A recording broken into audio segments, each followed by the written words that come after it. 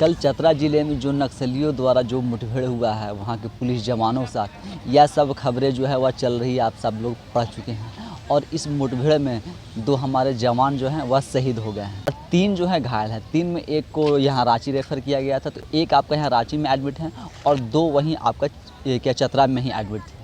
लेकिन एक आज न एक मतलब पुलिस जवान है जिसका कि वीडियो मतलब सोशल मीडिया वायरल हो रहा है और इस वायरल वीडियो में कहा जा रहा है कि जब हम वहाँ पोस्ता की जो खेती वह नष्ट करने के लिए गए थे और जिस पोस्ता की न खेती वह नष्ट करके जब वहाँ से लौट रहे थे, उसी बीच में एक गमतरिया करके जगह पड़ता है, वहाँ पर पहले से जो घात लगा करके जो टीपीसी वाले बैठे हुए थे और इन पे मतलब फायरिंग कर देते हैं और फायरिंग करने के बाद मतलब पुलिस जवानों को बीच में संभलने का मौका मिलता है नहीं और उसी में जब उधर से भी जब फायरिंग किया जाता है तब तक 2 जवानों की और गोली लगती है और 3 को और लगते हैं, पर 3 में एक की ज़्यादा स्थिति गंभीर थी जिसे रांची रेफ़र किया जाता है और 2 वहीं चतरा में ही रहते हैं। लेकिन जो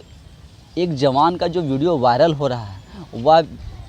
वीडियो वायरल में वह जवान कहते हुए दिख रहे हैं कि जब हम लोग वहाँ पोस्ता की जो खेती जब नष्ट करने गए थे तो अब मतलब पहाड़ी इलाकों से घिरा हुआ जगह था और हम जैसे सिर्फ पुलिस बल जो है सिर्फ लाठी डंडों के साथ में आए थे, मतलब उनके पास किसी प्रकार का कोई हथियार नहीं था। बिना हथियार के इस तरह से न पुलिस के जवान वैसे क्या खतरनाक जगह पर वैसे पहाड़ी क्षेत्रों में अगर जाते हैं तो वह मतलब किस तरीके से अपने आप को वह सुरक्षित कर पाएंगे। और वह सब मतलब जब आप जान रहे हैं कि जब हम पोस्ते की न खेती नष्ट करने जा रहे हैं, जो चतरा ज़िला है वह उग्रवाद प्रभावित क्षेत्र है, उग्रवाद के प्रभावित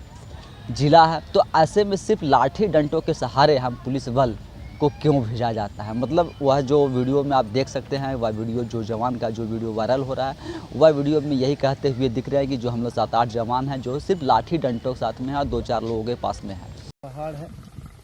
और चारों तरफ पहाड़ के बीच थोड़ा सा जो फील्ड है, इसी में जो है पोस्ता लगाया हुआ है और इसी पोस्ता को नष्ट करने के लिए जोरी थाना और सदर थाना का अभियान चल रहा है, जिसमें मात्र 7 से 8 डीएपी आए हुए हैं और बाकी सब लाठी पाठी है हम लोग 8 गो, जबकि इतना सुदूर वन क्षेत्र में नहीं लाना चाहिए था हम लोग को। यही कहेंगे और क्या कहेंगे पोस्ता के बारे में। तो जब आप एक मतलब उग्रवाद क्षेत्र में जाते हैं, पहाड़ी क्षेत्र में जा रहे हैं, जंगल क्षेत्र में जा रहे हैं, तो उस समय भी आप पूरी व्यवस्था के साथ क्यों नहीं जाते हैं और इस तरह से जवानों की ज़िंदगी के साथ क्यों खिलवाड़ किया जाता है। आखिर एक तरह से देखें तो फिर कल जो 2 जवान शहीद हुए हैं, अगर इन सबके पास भी अगर हथियार होते हैं और यह हथियारों के साथ होते, हथियारों के साथ जाते, तो शायद जो कल हमें लॉस हुआ है, जो हमें शहीद के रूप में जो 2 जवानों खोए हैं, शायद वह नहीं खोते। और एक की जो स्थिति गंभीर बताई जा रही है, रांची में अभी एडमिट हैं और उनका इलाज अभी चल रहा है और 2 जवानों को भी चतरा में ही इलाज चल रहा है। तो क्या यह मतलब दर्शाता है कि क्या हमारे पुलिस बलों के पास में हथियार नहीं है, या जो पर्याप्त हथियार चाहिए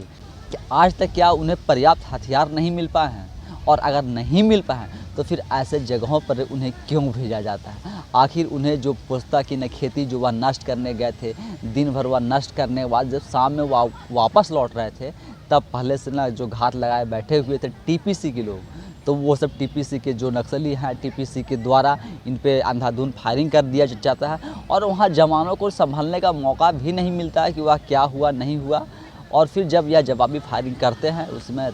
जो इनके पास में रहता है इसमें, और जो न्यूज़पेपर में लिखा जा रहा है कि भीषण मुठभेड़ हुआ, तो यह भीषण मुठभेड़ कैसे हुआ जब जवान बिना हथियार के गए हुए थे, जवान के पास क्या हथियार ही नहीं थे, तो या फिर भीषण मुठभेड़ कैसे हो सकता है। आनंद फानन में वहाँ के जो एसडीपीओ हैं, जब उनको पता चलता है तो वह सुरक्षा बलों के साथ और जवानों के साथ मौके पर पहुँचते हैं, तब तक वहाँ से जो टीपीसी के नक्सली रहते हैं वह भाग जाते हैं और भाग खड़े होते हैं। फिर उन लोगों को ला करके आके अस्पताल में एडमिट करवाया जाता है, तो यह और 2 लोग शहीद हो जाते हैं और उनमें से जो 3 घायल होते हैं, 3 में एक की ज़्यादा स्थिति गंभीर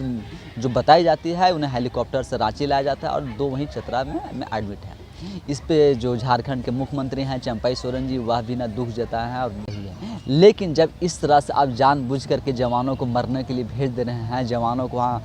शहीद होने के लिए भेज दे रहे हैं बिना हथियार के, और बिना हथियार के यह सब जवान उस जगह पे जा रहे हैं, तो यह किसकी नाकामी है? यह सरकार की नाकामी नहीं है तो किसकी है? और अगर सुरक्षा बलों के पास में न पर्याप्त हथियार नहीं है, उनके पास हथियार की मौजूदगी नहीं है, तो ऐसे क्षेत्रों में वह कैसे चले जाते हैं बिना हथियारों के? जहाँ की जो वह वीडियो में न जवान कहता हुआ दिख रहा है कि यह क्षेत्र को आप देख सकते हैं, यह क्षेत्र जो है वह पूरी तरीके से देखे तो यह चारों तरफ से न पहाड़ों से न घिरा हुआ बीच में जगह है। जब ऐसे क्षेत्रों पर जवान जाते हैं, उन पर कार्रवाई करने जाते हैं, वहाँ कार्रवाई करने जाते हैं, तो इन्हें पर्याप्त सुरक्षा, पर्याप्त बल और के पर्याप्त हथियार के साथ भी जानी चाहिए थी। लेकिन पर्याप्त इनके पास हथियार है या नहीं है, इन्हें मतलब मुहैया कराया गया है या नहीं है, यह सभी एक सवाल खड़ा करता है। लेकिन जो जवान का जो वीडियो वायरल हो रहा है, इससे तो यही स्थिति स्पष्ट होती है कि जवानों को वहाँ जानबूझ के मतलब एक तरह से कहें कि वहाँ मरने के लिए भेज दिया जाता है और जवानों की ज़िंदगी का कोई अहमियत नहीं है। अगर अहमियत होती तो इस तरह से सिर्फ छोटे से बल में, और वह भी बिना हथियार के लोग नहीं जाते। बाकी आप देखिए कि आखिर ऐसे जवानों के साथ क्यों किया जाता है और ऐसे जवान कब तक शहीद होते रहेंगे, और इस तरह से हमारे जवान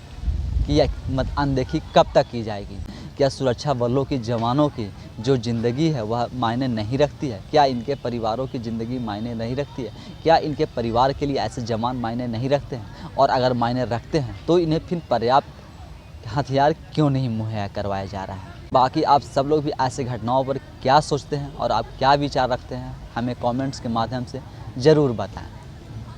धन्यवाद।